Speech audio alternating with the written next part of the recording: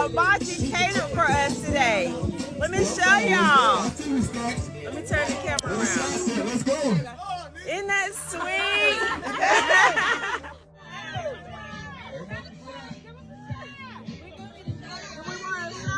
We got that new watermelon Ciroc. We got that new watermelon Ciroc. On March 22, 2025, 2 bodies were found inside a quiet home on Cheney Drive in Garner, North Carolina.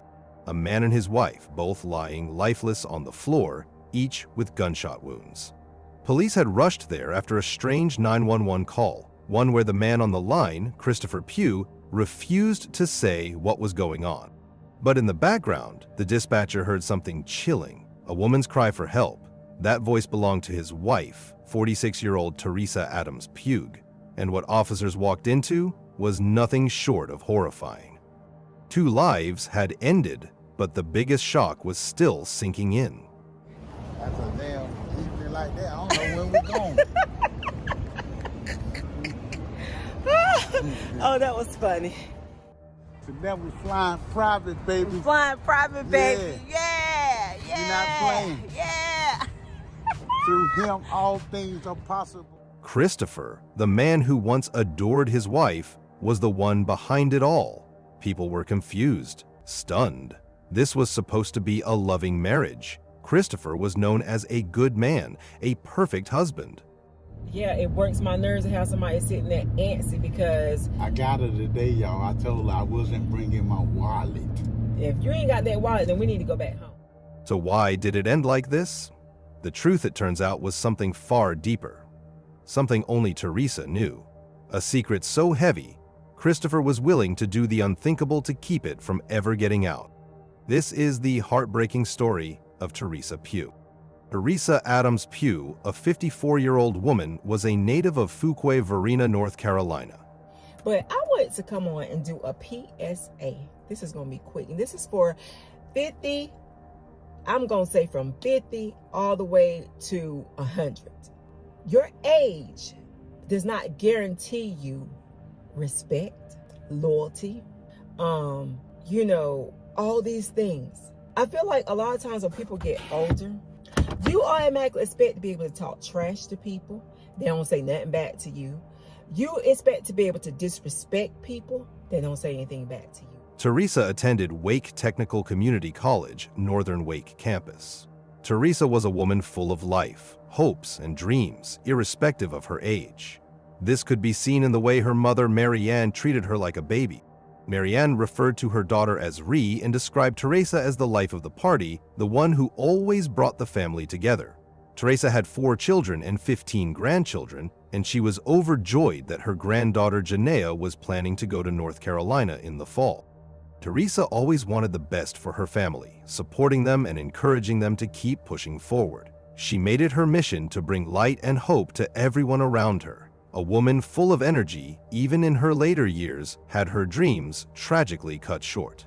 Teresa never believed that one's age should be a limiting factor, or that one should become a problem to others because they feel they are older and everyone must respect or accept the trash they dish out. She always inspired women in her community and everywhere she went. And I was like, you know, within the women's section, there was absolutely nothing in the women's section that it just want nothing, just nothing.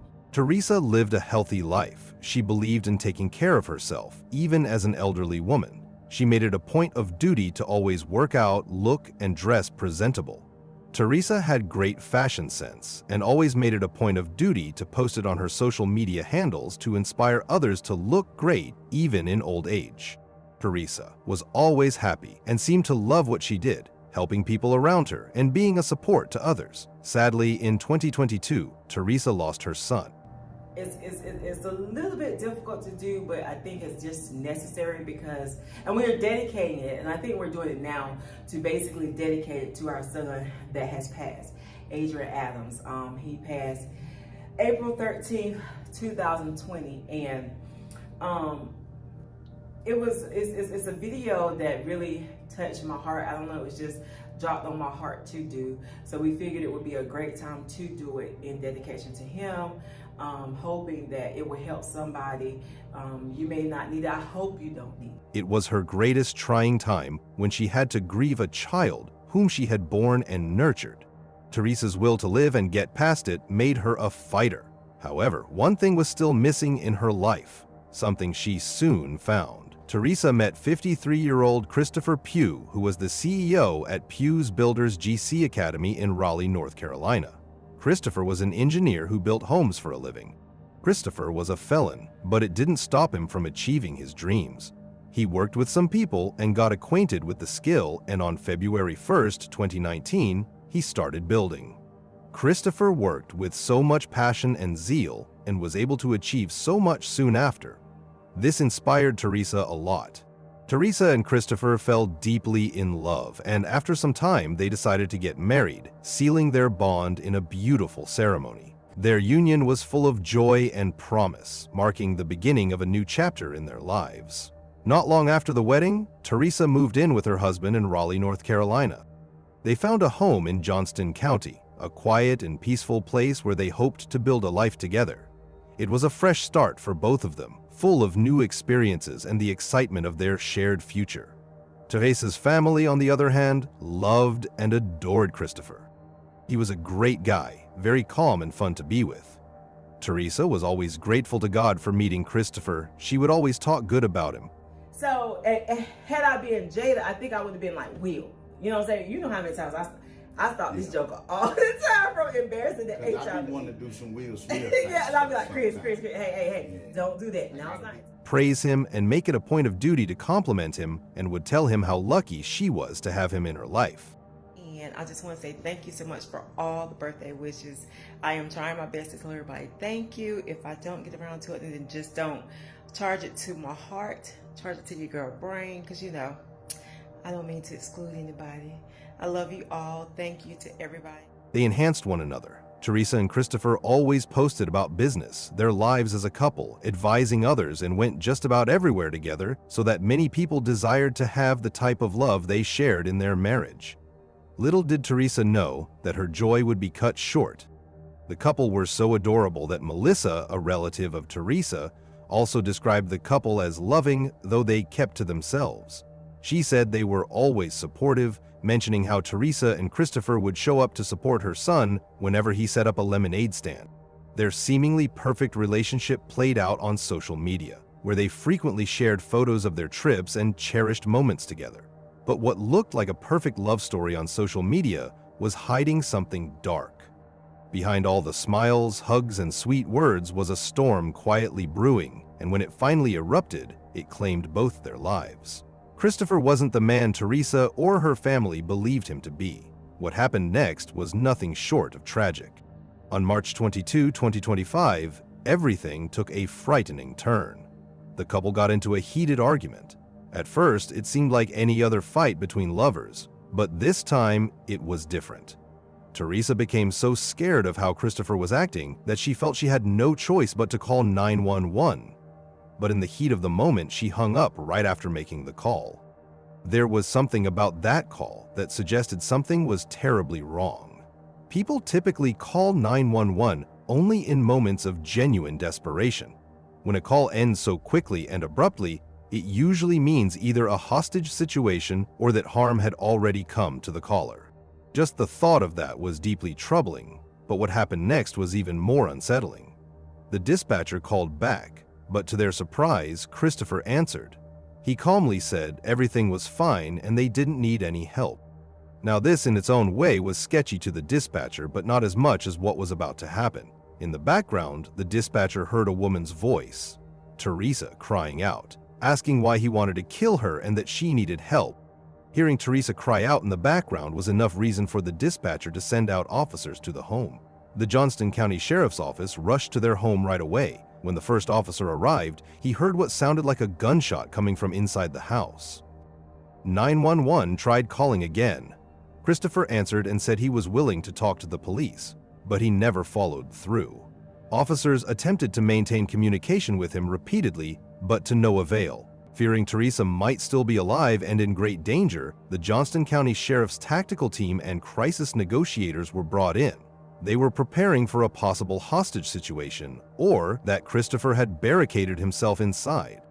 The negotiators did everything they could to talk him out. They called, shouted, and tried to reason with him, but Christopher wouldn't budge. He stayed inside and ignored every plea. With no response and growing concern, officers got a search warrant and went inside the home.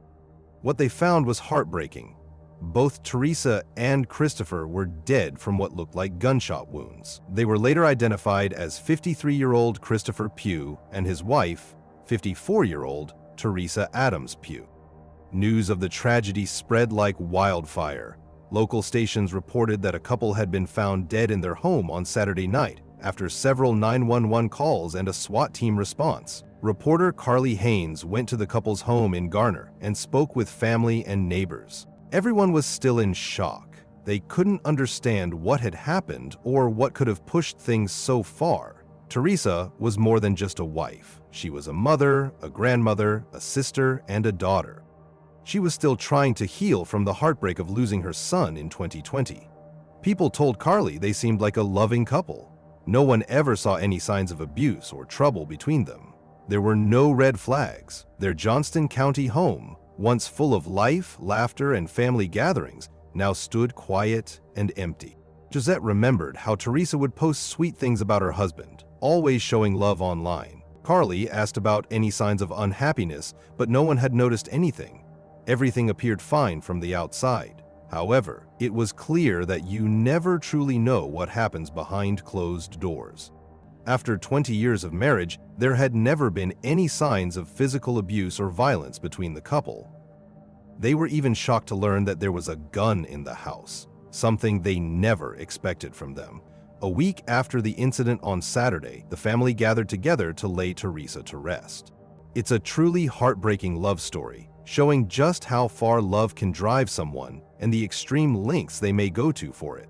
While we can't exactly hope for justice for Teresa, as her killer is also dead, we can only hope her soul finds peace. In the early hours of December 18, 2021, 40-year-old Cherelle Pringle left her home in Woburn, Massachusetts for what was supposed to be a romantic night out with her longtime boyfriend, but she never came back. That night, which should have been filled with love and laughter, quickly spiraled into a nightmare, one her family would never wake up from. Cherelle wasn't just anyone. She was a mother, a devoted sister, the kind of woman who would never just vanish. So, when she didn't return home, her family knew deep down something was terribly wrong. Days passed, no calls, no texts, no trace of her. What makes everything more disturbing is that her boyfriend, 44-year-old Bruce Mabin, the last person to see her alive, was missing too. And to make matters worse, the authorities paid little attention to the case, despite her family's desperate pleas and repeated complaints about the lack of urgency. And then, on December 23, 2021,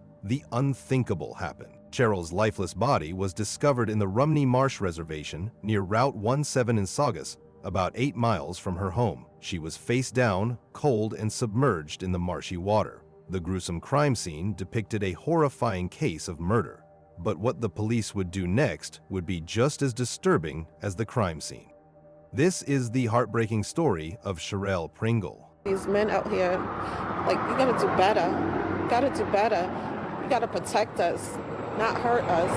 You're supposed to love us, not kill us. Cheryl Michelle J. Pringle was born on January 19, 1981, to parents Pearl Garner and Junior Anthony Carthy. She grew up alongside her older brother, Diocious Wesley, and step-siblings Danielle and Dana Carthy. She was raised in Woburn, Massachusetts, and grew up surrounded by the kind of warmth that only a tight-knit family can bring. She had lots of interests. Cherelle loved traveling, shopping, and capturing moments through photography. Her family even recalls her as someone who enjoyed life to the fullest, often spending quality time with loved ones and her cherished dog. Cherelle was also described as ambitious. Cherelle Pringle's educational journey began at Chittick Elementary School, followed by Solomon Lewinberg Middle School, and she graduated from West Roxbury High School. Determined to further her education, she earned an associate degree in business from Roxbury Community College. Her passion for fashion led her to the University of Massachusetts, Boston, where she obtained a bachelor's degree with a focus on fashion design. Aside from that, she was a very committed professional. She dedicated over a decade to Steward Medical Group in Watertown, Massachusetts. Her colleagues remember her as a hardworking and ambitious individual who consistently demonstrated leadership and commitment in her role. Out of all the good things that people described about her, Cherelle was only proud to be described as someone who has a beautiful relationship with her family. Those who knew her say she had an unforgettable energy, fierce, funny, and full of light. She is devoted to her work to support her only son, 19-year-old Jamani Larian, whom she raised alone as a single mother. She was a dedicated mother, supported her son emotionally and academically, and was deeply involved in his life. Through this all, it is evident that Cherelle lived a happy life with her family. It was filled with joy and love. She had her life together. She was working hard to give her family the best life that they deserve, especially for her son. But all of it would change when she met a man who will change everything. At some point, Cherelle met the 44-year-old man named Bruce Mabin, who was also from Lynn.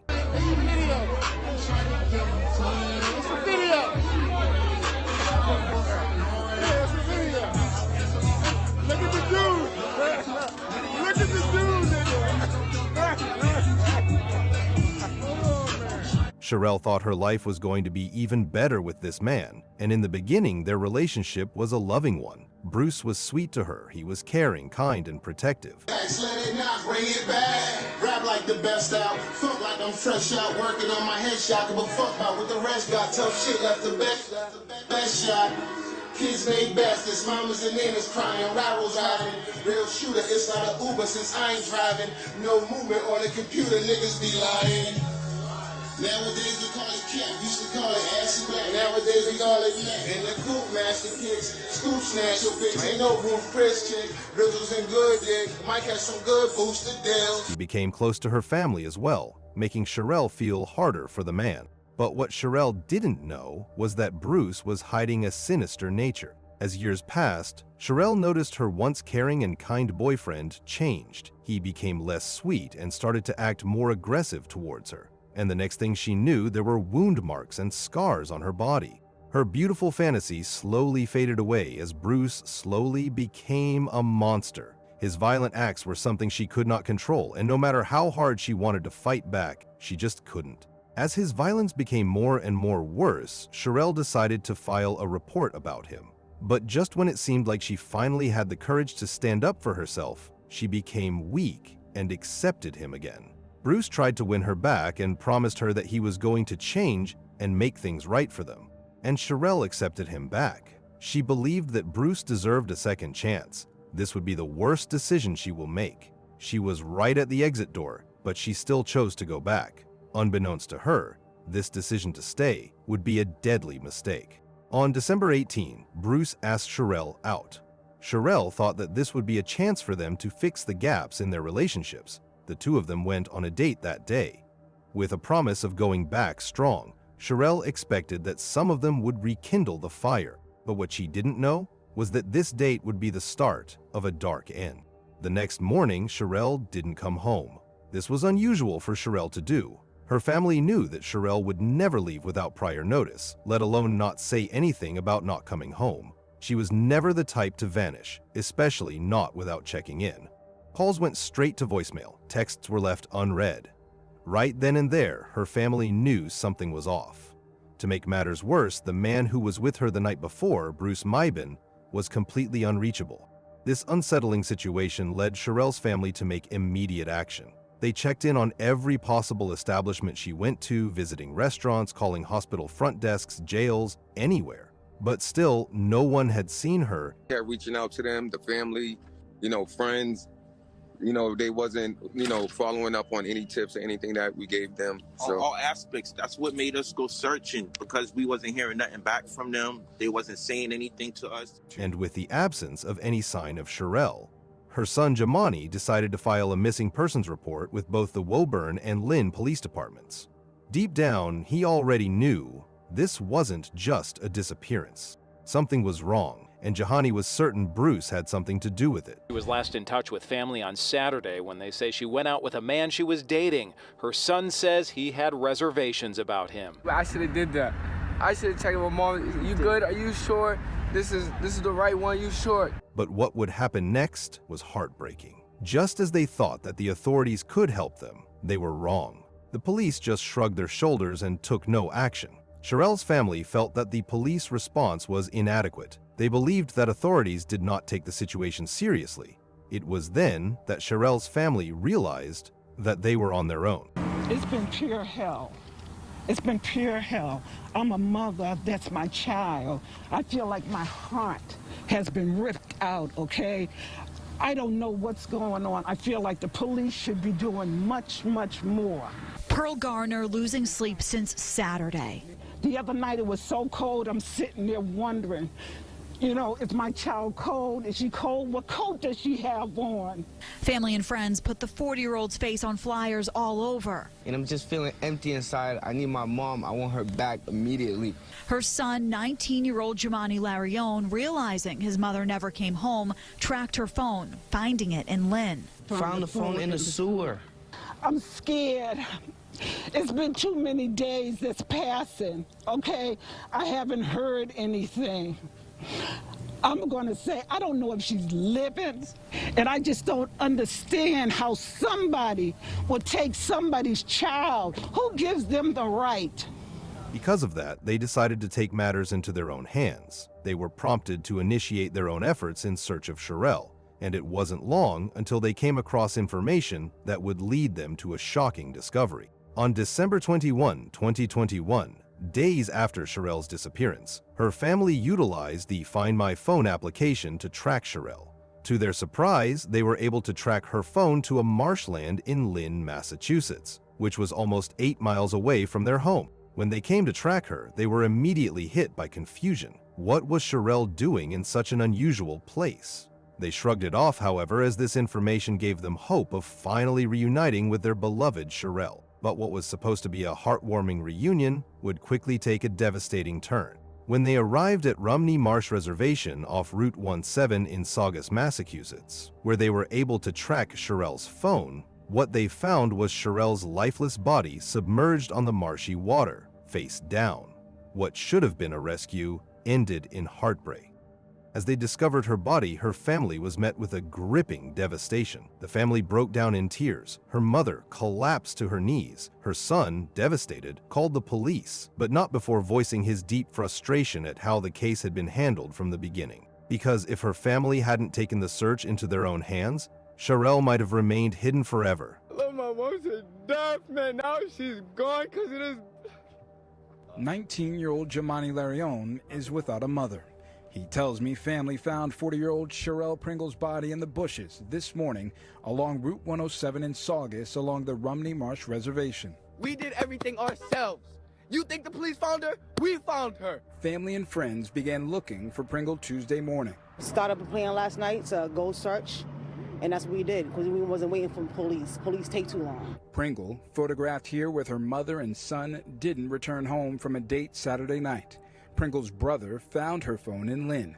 Friends then backtracked the route from the phone's location, leading them to the Rumney Marsh. Seen a purse on the side of the road, and then they just came back around and basically started walking and just digging through the woods. They found. Loved ones pled for help from employees at a neighboring business.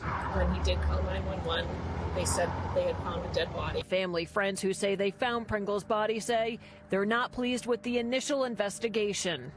When police arrived at the scene, they found her body face down, submerged in cold, marshy water. Her clothes were wet. There were no immediate signs of trauma, and the cold weather had preserved her body in a way that made it difficult to assess the time of death. With this devastating tragedy, everyone was left with the haunting question: who could have done this to Cherelle, and why? Investigators do believe foul play was involved here. That woman's body found just across the roadway here, and tonight, police have not made any arrests. Terrible loss. We're devastated. It is a heartbreaking end to what had become a desperate search for 40-year-old Cherelle Pringle. His family was driving down Route 107 in Saugus today. They saw a haunting clue on the side of the road. Seen a purse on the side of the road, and then they just came back around and basically started walking and just digging through the woods. The Woburn mother's body was found in a marshy area. She was last in touch with family on Saturday when they say she went out with a man she was dating. Her son says he had reservations about him. I should have did that. I should have checked with Mom. You good? Are you sure this is the right one? You sure? He hasn't even called me. Not to say one thing, so I'm feeling like he has something to do with it. Investigators say foul play is suspected in Pringle's death, but they are not talking about possible suspects in the case as devastated family and friends push for answers. I love you, and you will never, ever, ever, ever, ever be forgotten. You will never be forgotten. Justice is gonna be served too. So tonight, family really hoping that police can find the evidence they need to give the family the answers that they want.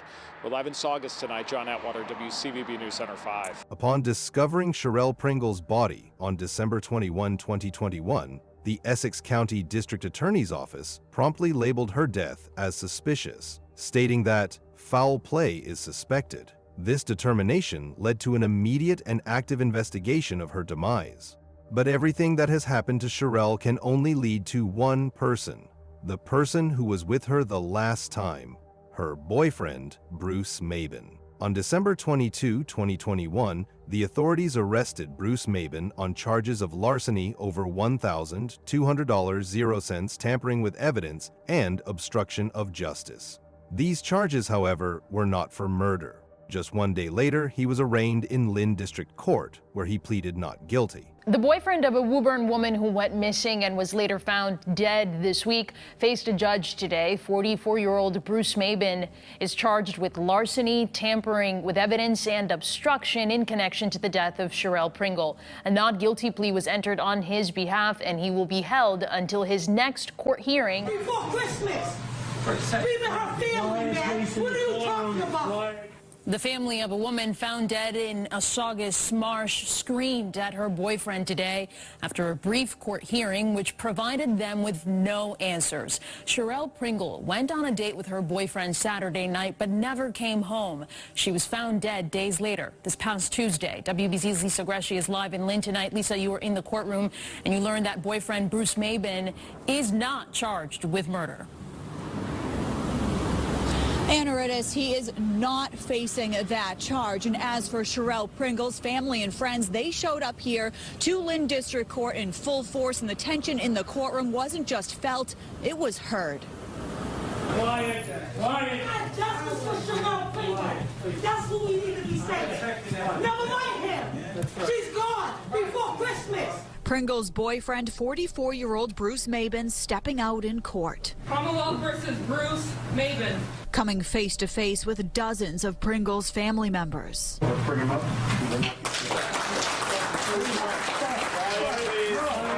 No, none of that. A moment defense attorney John Morris was trying to prevent. Because of the identification process. The government doesn't have much to go on. While the DA's office says foul play is suspected in this case. He's not charged with a homicide, I'll tell you that. Mabin is charged with larceny, tampering with evidence, and obstruction. Y'all out here today, y'all At least a dozen police officers and detectives lined the courtroom walls. Soon after, he was released after posting bail. But here's what makes this part critical to the bigger picture. This arrest wasn't the end. In fact, it was just the beginning of a series of chilling revelations. For weeks, Bruce was able to walk free, while Cherelle's family was still grieving and still waiting for justice. All this while, the police continued their investigation. But while they said that they were investigating, Cherelle's family started noticing that the investigation was taking too long. And this silence from the police prompted a public outcry. Cherelle's family and community demanded answers. We found her, and we want justice. Cherelle Pringle's family consoling one another outside of court. Outraged relatives had to be the ones to discover Pringle's body alongside Route 107 in Saugus Tuesday. I love my sister. I miss my sister. And I want her back. But we found her. Not what we did. What we want to say is that we found her, not the police. As for Mabin, a man the family is convinced knows exactly what happened to Cherelle. He did the wrong thing and is wrong before the holidays, if he did that to your family, wouldn't you want him to pay? He is innocent until proven guilty. He did not kill his girlfriend. He's denying that. Mabin is due back here in court on Tuesday for a dangerousness hearing. As for Cherelle Pringle's death, that is still under investigation. Her story and death were published online through Facebook, and it garnered thousands of engagements. People online have sympathized with the family and blamed everything on her boyfriend. But the story was far from over. Despite this mounting pressure from the public, the police said little. They have not disclosed the progress or even the findings of their investigation. They confirmed that Cherelle's death was suspicious, but not classified as a homicide. While an autopsy was conducted, the results remained sealed, adding to the mounting frustration and confusion. Through all this, Bruce Mabin, the person last seen with her, remained a person of interest, but still he was not a suspect. But the most shocking revelation was yet to come. As the police continued with their investigation, a chilling detail emerged. Bruce had already been arrested in November 2021 for beating her up. It was just a month before she was found dead when this happened, indicating a pattern of abuse and how dangerous Bruce was. Little did anyone know, this was just the beginning of a troubling pattern of abuse that would only escalate. Then, on January 4, 2022, the case would take a sharp turn when Bruce was arrested yet again. During the dangerousness hearing, prosecutors updated the charges against Bruce, this time not for murder, but for violating conditions of a previous assault case involving Cherelle. According to court records, he had shown a pattern of abusive behavior. He was violent to her when they were together, and the court recognized this crime more than her murder. However, the most shocking revelation was yet to come. Something that the family never expected to happen again. For the second time, the court decided that Bruce was not guilty of such a case.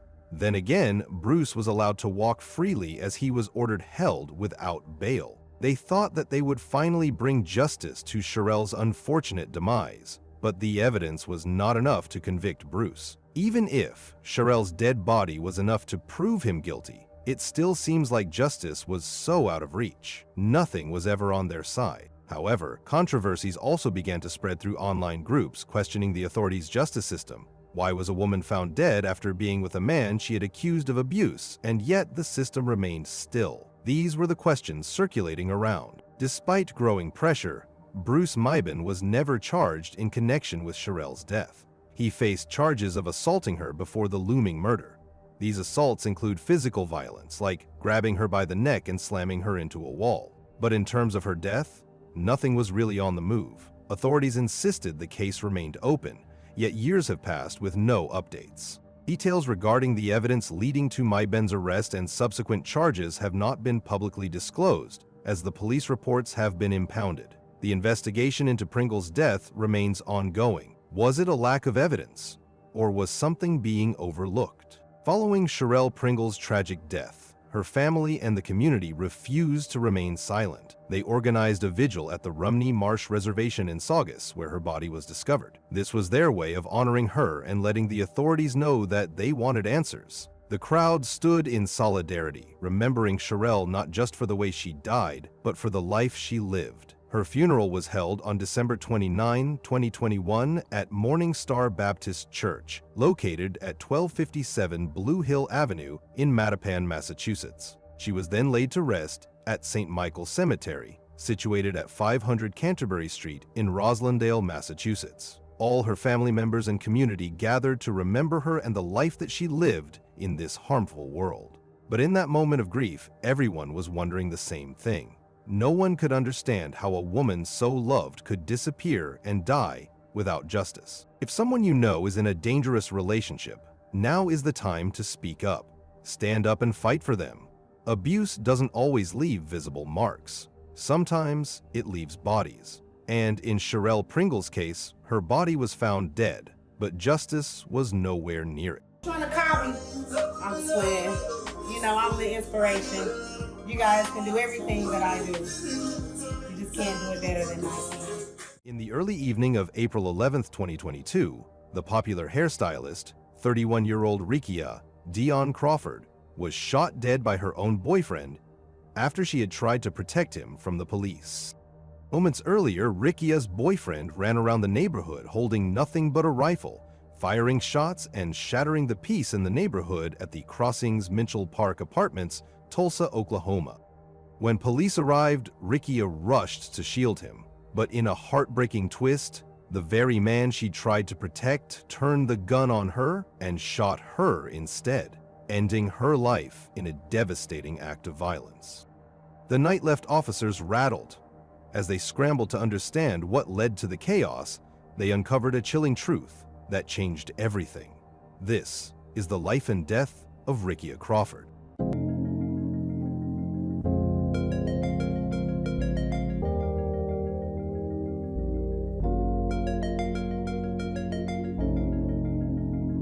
www.roxyways.style, or you can cash at me $25 and I'll tell you whatever you want me to tell you.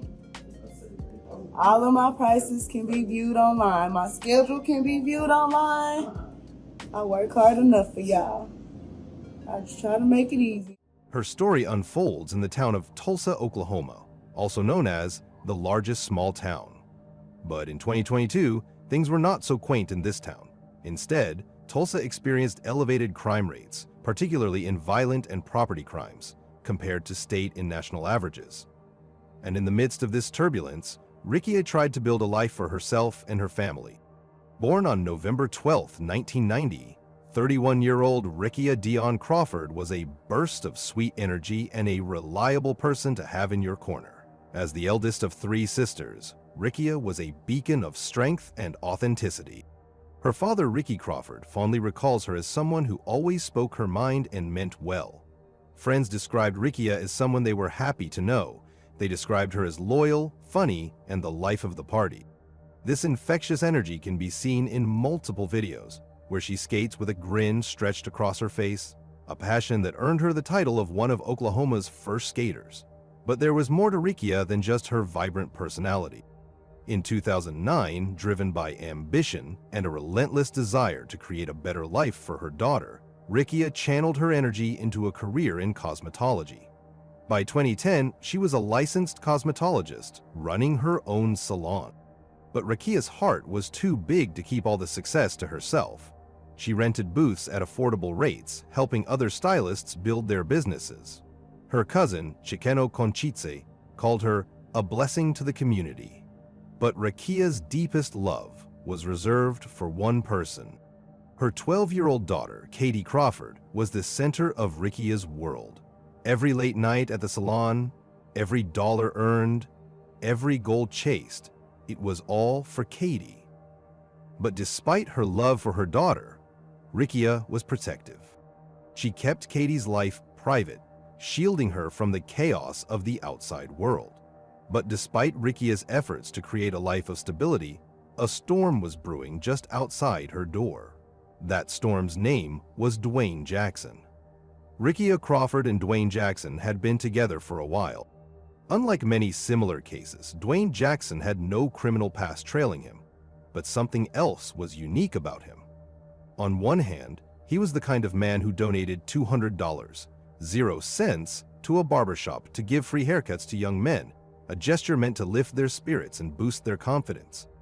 He was known for his unwavering loyalty to family and friends, and according to his cousin, Tristan Owens, once you were family for life. On the other hand, Dwayne Jackson was a man whose internal struggles would eventually take a deadly turn.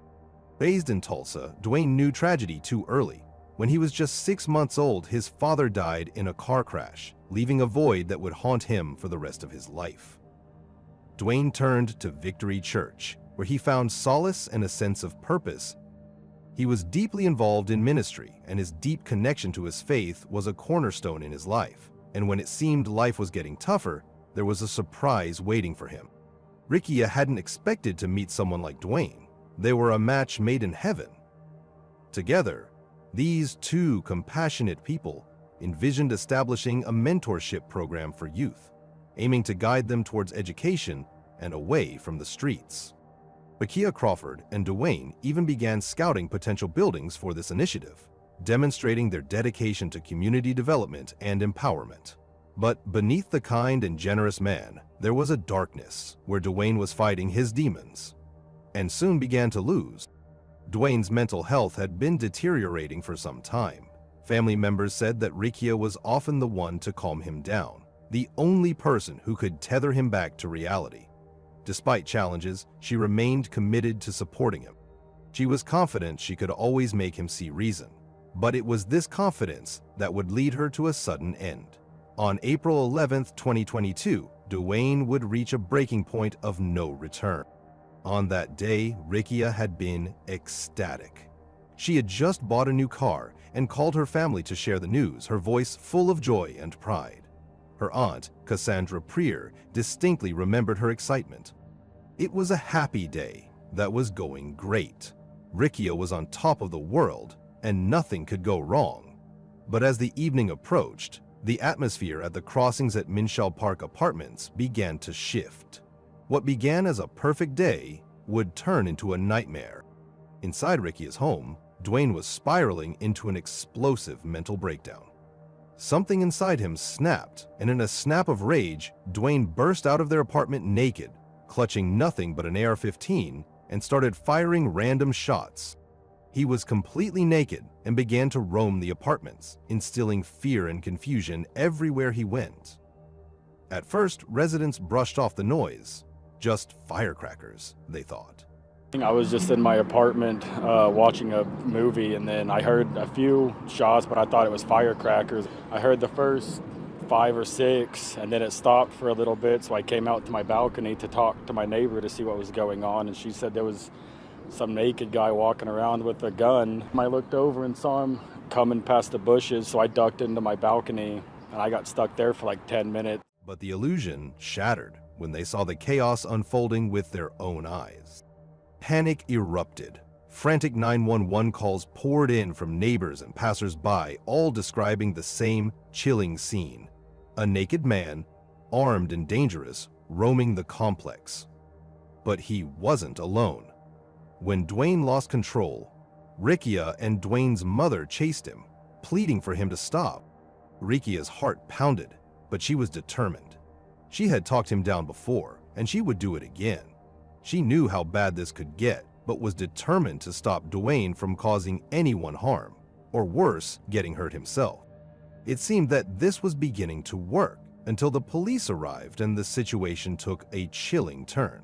At around 6:00 p.m., the police arrived. They found Dwayne Johnson sitting on the curb with the rifle in his lap. He was calmer and no longer firing shots. However, their arrival jerked him into fight-or-flight mode. The police immediately formed a perimeter around him, and the women desperately tried to protect him. Unable to understand his surroundings in reality, Dwayne was immediately on guard and on his feet. His rifle was aimed, and the cops were ready to defend themselves until a shocking move of love would leave everyone in awe. Dwayne's mother stepped between the two sides of pointed guns, putting herself between the cops and her son. In a great show of motherly love, she stated, "Don't shoot him, don't shoot him, you'll have to shoot me first." She believed that her son was not in his right mind and was sure she could get him out of it. Rickia strongly believed the same too. She was determined to protect her boyfriend or die trying.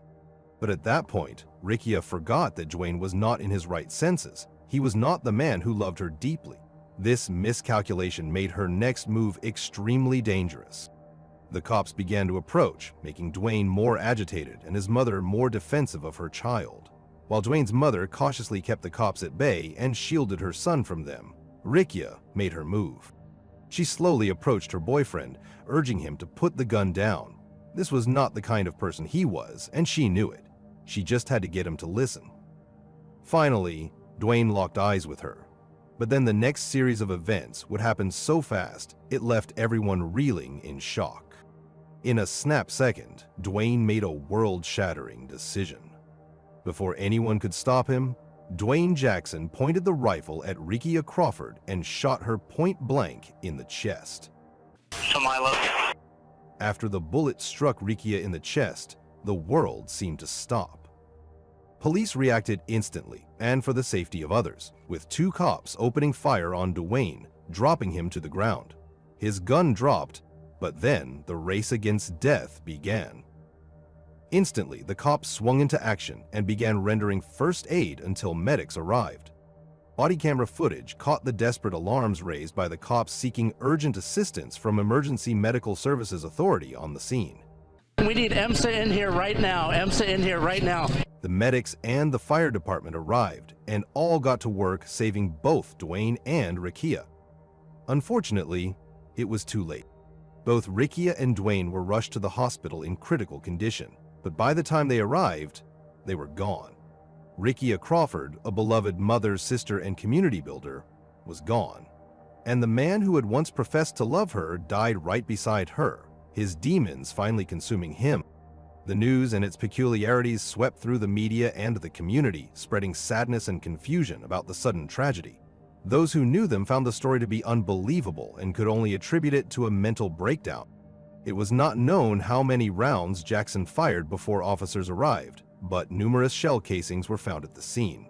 Luckily, the police said there were no other injuries sustained in the shooting, yet the tragedy of the situation even left a haunting mark on the cops as well.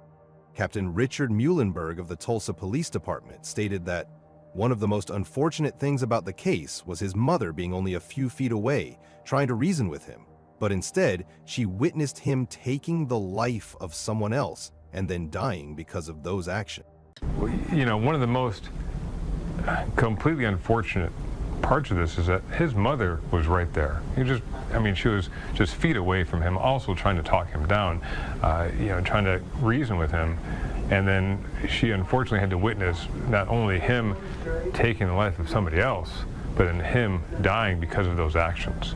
The police maintained that they did what they had to do under the circumstances, but not everyone was convinced. The deaths led to divided opinions in the community. Some people believed that the police interfered too late and resorted to shooting him too fast. They claimed there could have been other ways to de-escalate the issue. Some others believe that it is unreasonable to expect them to leave him alive. But the families of Rickia and Dwayne still had haunting questions. What drove Dwayne to such violence? Could it have been prevented? And what will become of the daughter Rickia fought so hard to protect? Many of these questions remained unanswered until a new witness came to light. Rickia's first cousin, Chikeno Conchitias, revealed that it wasn't domestic. It wasn't a fight or anything that led up to it. Chikeno also revealed that Rickia Crawford, Rickia's sister, had been on the phone with Rickia at the time of the incident. She was able to confirm that Rickia had just been trying to console him so that he wouldn't get killed or that he wouldn't get hurt, because she did love him and he loved her. But then Chikeno would share new information that would take the case in a new direction. Chikeno Conchitias insisted that the tragic shooting of Rickia was not as sudden as the police reports suggested. According to her, there were multiple opportunities for officers to intervene and de-escalate the situation. Instead, there was a sequence of fatal missteps that ended with the loss of 2 cherished lives. But the family's accusations were not done. The family further alleged that there were more officers present at the scene than initially reported, casting further doubt on the police. The mounting accusations forced the Tulsa Police Department to take action. The 2 officers who were involved in the shooting were quickly put on paid leave. However, their names and details were withheld from the public. As outrage simmered, the police department quickly clarified that the initial number of officers reported at the scene had grown as more units arrived, explaining the discrepancies in the numbers. But when 2023 rolled around, the district attorney's office delivered a verdict. All the officers involved were cleared of any criminal wrongdoing. With so much anger and grief left, and no one to hold responsible, Rickia Crawford's family treated Dwayne Jackson's family in the most surprising way. Despite the devastation, Chikeno revealed that the Crawford family harbored no resentment toward Dwayne Jackson's loved ones. In fact, they remained in contact, a fragile but enduring connection forged by shared grief and mutual loss. Everyone who knew them knew it was a mental breakdown, Chikeno said. Dwayne truly and deeply loved Rickia. But now, their focus had shifted to the little girl Rickia left behind, Katie, her 12-year-old daughter, whose world had been shattered in an instant. Determined to provide for KD and honor her sister's legacy, Rickie Crawford took steps to keep Rickia's memory alive. She launched a GoFundMe to help care for her niece and recently started a hairline named after Rickia's salon. It is a heartfelt tribute to the sister she lost, but even as Ricci has poured her energy into these projects, the haunting echoes of that tragic day remain. 2 balloon release ceremonies were held, one for Rickia Crawford, where lavender and purple balloons graced the sky, and another for Dwayne Jackson. Then, Rickia was finally laid to rest on Saturday, April 23, 2022, at Calvary Baptist Church. Yet, the family still found themselves trapped in a relentless loop of what-ifs. They still wonder what pushed Dwayne Jackson over the edge. They still believe that things could have been handled differently, and they still search for answers, seeking closure that seems as elusive as ever. Let us know what you think about this case in the comments below.